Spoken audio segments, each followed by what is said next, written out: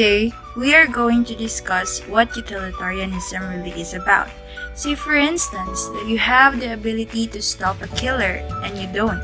The question lies whether you are morally pure because you didn't kill, or are you morally dirty because you refuse to do what needs to be done. So before we start our discussion, we should consider that instead of focusing in the intent of our behavior, what if we paid more attention to the consequences? So one moral theory that does this is utilitarianism.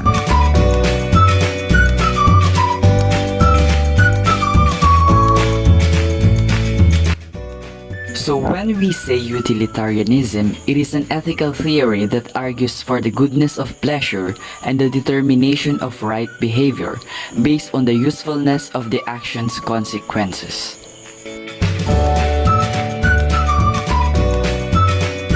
Utilitarianism also claims that one's actions and behavior are good inasmuch as they are directed toward the experience of the greatest pleasure over pain for the greatest number of persons. A great example is the war in Marawi, where a certain soldier requested to bomb his location, which was infiltrated with Maute groups, even if it means meeting his end.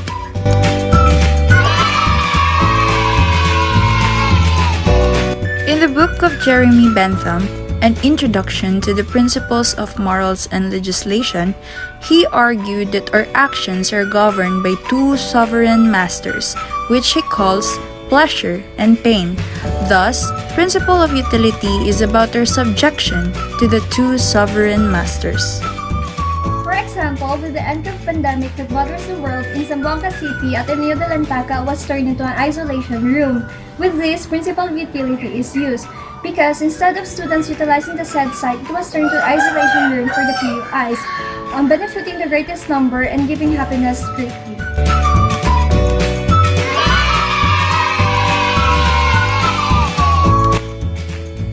Equating happiness with pleasure does not aim to describe the utilitarian moral agent alone and independently from others. This is not only about our individual pleasures, regardless of how high intellectual or in other ways noble it is, but it is also about the pleasure of the greatest number affected by the consequences of our actions.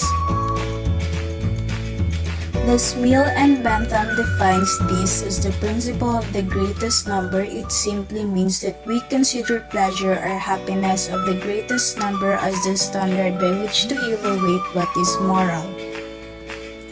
An example for this is suppose you are in a boat at the middle of the sea. In one area you saw that there are 5 people drowning and on the other area there were only 2. In this principle, saving those 5 people over the 2 would be considered as the right action. A great example or scenario wherein we can observe the utilitarian's principle of greatest number is the series of actions we do in the midst of the coronavirus outbreak. For instance, the government issued community quarantine and lockdown for all its transportations to help its people protected from being infected. Moreover, you can observe the principle of utility here in a way that the minorities are being outweighed by the health of the majority or the greatest number. Another simple example is through the alcohol limitation in stores. There are certain limitations one can buy alcohol in the stores, therefore the greater number will avail it.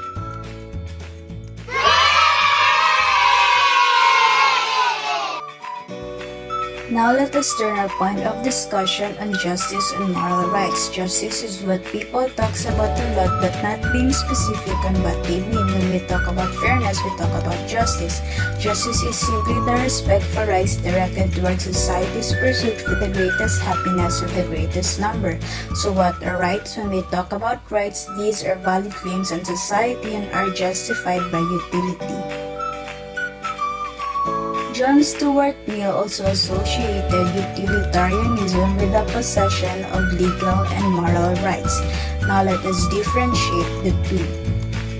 Legal rights are the rights guaranteed to citizens of a country by the law to enjoy certain freedom without any fear or favor, whereas moral rights are defined by the core of the people that is agreed upon and felt as right.